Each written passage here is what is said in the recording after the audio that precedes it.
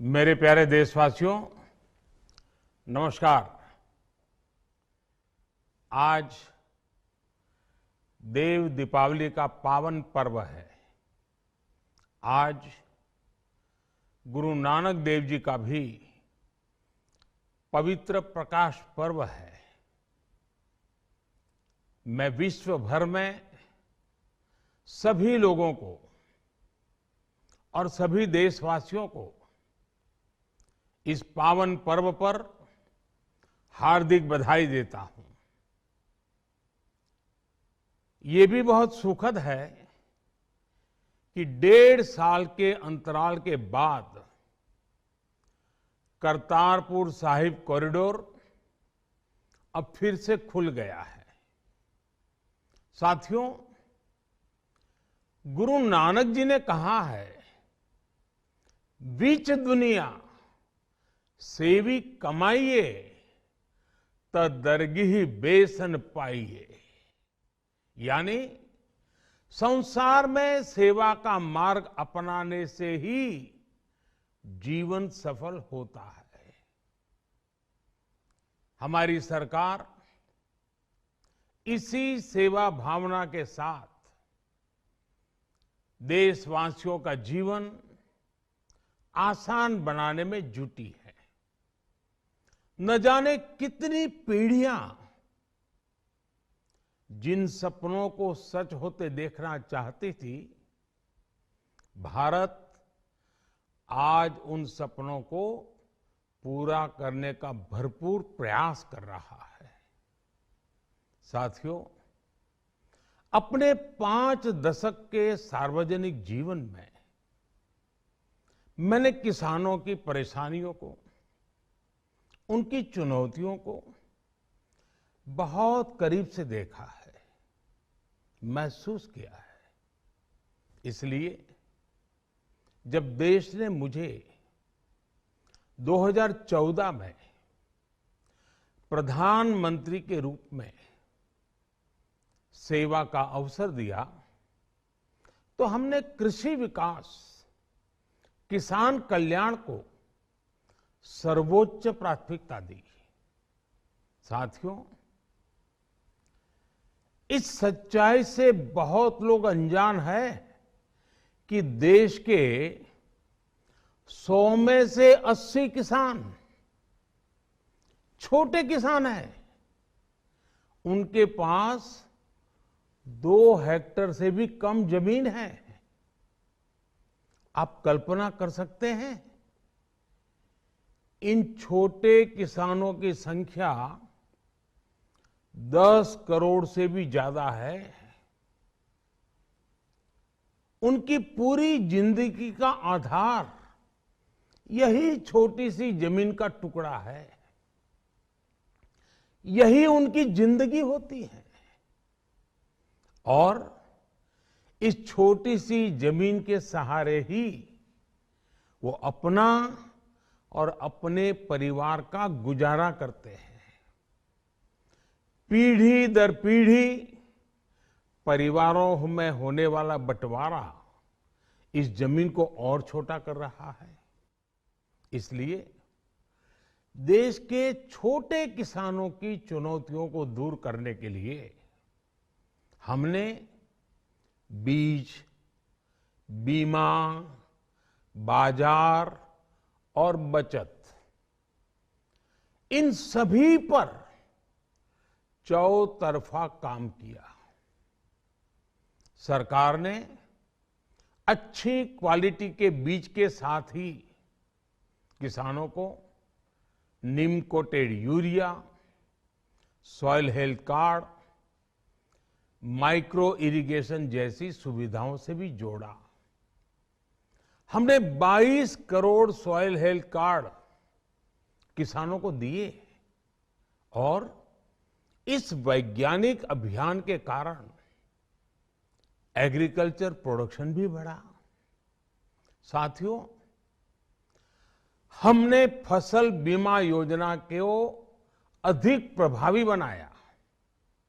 उसके दायरे में ज्यादा किसानों को लाए। आपदा के समय ज्यादा से ज्यादा किसानों को आसानी से मुआवजा मिल सके, इसके लिए भी पुराने नियम बदले। इस वजह से बीते 4 साल में 1 लाख करोड़ रुपए से अधिक का मुआवजा हमारे किसान भाई बहनों को मिला है। हम छोटे किसानों और खेत में काम करने वाले श्रमिकों तक बीमा और पेंशन की सुविधाओं को भी ले आए। छोटे किसानों की जरूरतों को पूरा करने के लिए सीधे उनके बैंक खातों में 1,62,000 करोड़ रुपए ट्रांसफर किए, सीधे उनके खाते में। साथियों, किसानों को उनकी मेहनत के बदले उपज की सही कीमत मिले, इसके लिए भी अनेक कदम उठाए गए। देश ने अपने रूरल मार्केट इंफ्रास्ट्रक्चर को मजबूत किया। हमने एमएसपी तो बढ़ाई ही, साथ ही साथ रिकॉर्ड सरकारी खरीद केंद्र भी बनाए। हमारी सरकार द्वारा की गई उपज की खरीद ने पिछले कई दशकों के रिकॉर्ड तोड़ दिए हैं। देश की 1000 से ज्यादा मंडियों को ई नाम योजना से जोड़कर हमने किसानों को कहीं पर भी अपनी उपज बेचने का एक प्लेटफॉर्म दिया। और इसके साथ ही देश भर की कृषि मंडियों के आधुनिकीकरण पर भी हमने करोड़ों रुपए खर्च किए। साथियों, आज केंद्र सरकार का कृषि बजट पहले के मुकाबले 5 गुना बढ़ गया है। हर वर्ष 1.25 लाख करोड़ रुपए से अधिक कृषि पर खर्च किए जा रहे हैं। 1 लाख करोड़ रुपए के एग्रीकल्चर इंफ्रास्ट्रक्चर फंड के माध्यम से गांव और खेत के नजदीक भंडारण, इसकी व्यवस्था, कृषि उपकरण जैसी अनेक सुविधाओं का विस्तार, ये सारी बातें तेजी से हो रही है। छोटे किसानों की ताकत बढ़ाने के लिए 10,000 एफपीओ किसान उत्पादक संगठन बनाने का अभियान भी जारी है। इस पर भी करीब 7,000 करोड़ रुपए खर्च किए जा रहे हैं। माइक्रो इरिगेशन फंड के आवंटन को भी 2 गुना करके 10,000 करोड़ रुपए कर दिया गया है। हमने क्रॉप लोन भी 2 गुना कर दिया, तो इस वर्ष 16 लाख करोड़ रुपए हो जाएगा।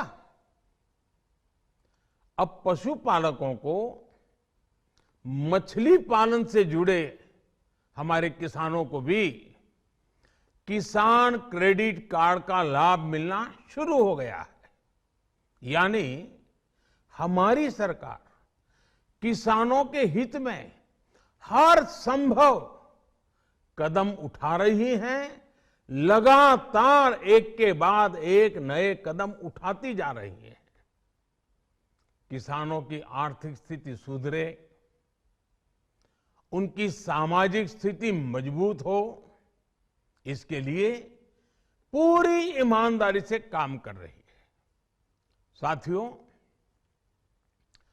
किसानों की स्थिति को सुधारने की इसी महाअभियान में देश में 3 कृषि कानून लाए गए थे। मकसद ये था कि देश के किसानों को, खासकर छोटे किसानों को और ताकत मिले, उन्हें अपनी उपज की सही कीमत और उपज बेचने के लिए ज्यादा से ज्यादा विकल्प मिले।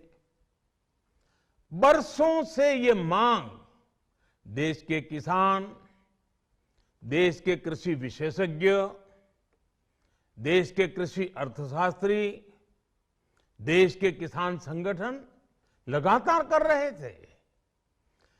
पहले भी कई सरकारों ने इस पर मंथन भी किया था। इस बार भी संसद में चर्चा हुई, मंथन हुआ और ये कानून लाए गए। देश के कोने कोने में कोटि कोटि किसानों ने, अनेक किसान संगठनों ने इसका स्वागत किया, समर्थन किया। मैं आज उन सभी का बहुत बहुत आभारी हूं, धन्यवाद करना चाहता हूं। साथियों, हमारी सरकार किसानों के कल्याण के लिए, खासकर छोटे किसानों के कल्याण के लिए, देश के कृषि जगत के हित में, देश के हित में, गांव गरीब के उज्जवल भविष्य के लिए पूरी सत्यनिष्ठा से, किसानों के प्रति पूर्ण समर्पण भाव से, नेक नियत से ये कानून लेकर आई थी। लेकिन इतनी पवित्र बात, पूर्ण रूप से शुद्ध किसानों के हित की बात, हम अपने प्रयासों के बावजूद कुछ किसानों को समझा नहीं पाए। भले ही किसानों का एक वर्ग ही विरोध कर रहा था, लेकिन फिर भी ये हमारे लिए महत्वपूर्ण था।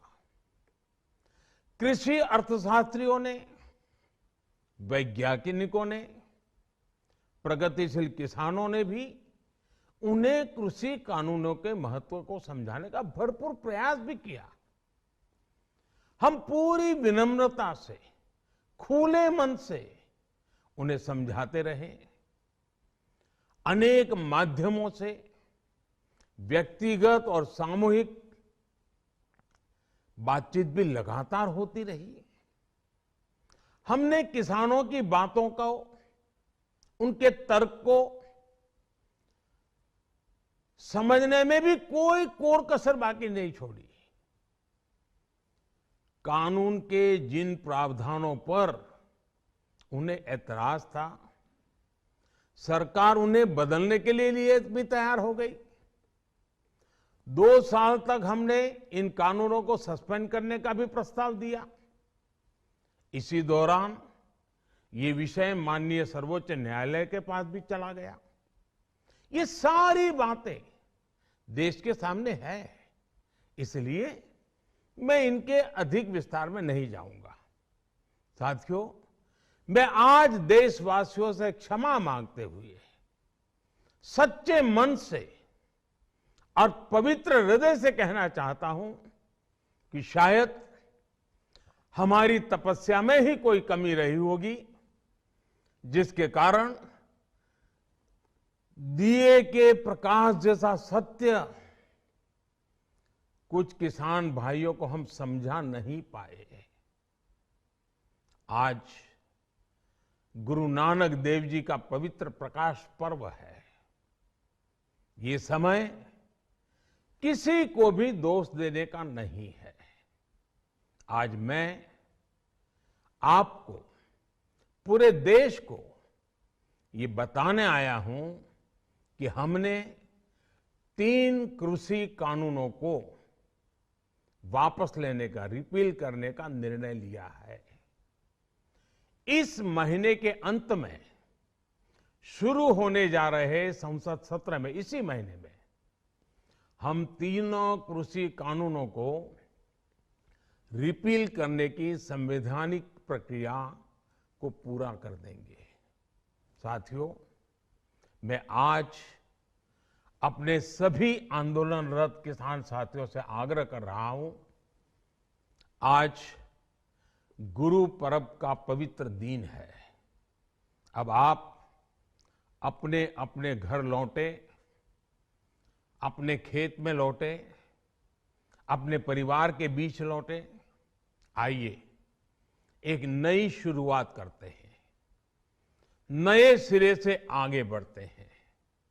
साथियों, आज ही सरकार ने कृषि क्षेत्र से जुड़ा एक और अहम फैसला लिया है। जीरो बजट खेती यानी प्राकृतिक खेती को बढ़ावा देने के लिए देश की बदलती आवश्यकताओं को ध्यान में रखकर क्रॉप पैटर्न को वैज्ञानिक तरीके से बदलने के लिए एमएसपी को और अधिक प्रभावी और पारदर्शी बनाने के लिए ऐसे सभी विषयों पर भविष्य को ध्यान में रखते हुए निर्णय लेने के लिए एक कमेटी का गठन किया जाएगा। इस कमेटी में केंद्र सरकार, राज्य सरकारों के प्रतिनिधि होंगे, किसान होंगे, कृषि वैज्ञानिक होंगे, कृषि अर्थशास्त्री होंगे। साथियों, हमारी सरकार किसानों के हित में काम करती रही है और आगे भी करती रहेगी। मैं गुरु गोविंद सिंह जी की भावना में अपनी बात समाप्त करूंगा। देहि शिवावर मोहे इहे, शुभ कर्मन ते कबहू न टरो। हे देवी, मुझे ये वर दीजिए कि मैं शुभ कर्म करने से कभी पीछे ना हटूं। जो किया किसानों के लिए किया, जो कर रहा हूं देश के लिए कर रहा हूं। आप सभी के आशीर्वाद से मैंने मेहनत में पहले भी कोई कमी नहीं की थी। आज मैं आपको विश्वास दिलाता हूं कि अब और ज्यादा मेहनत करूंगा ताकि आपके सपने साकार हो सके, देश के सपने साकार हो सके। आपका बहुत बहुत धन्यवाद।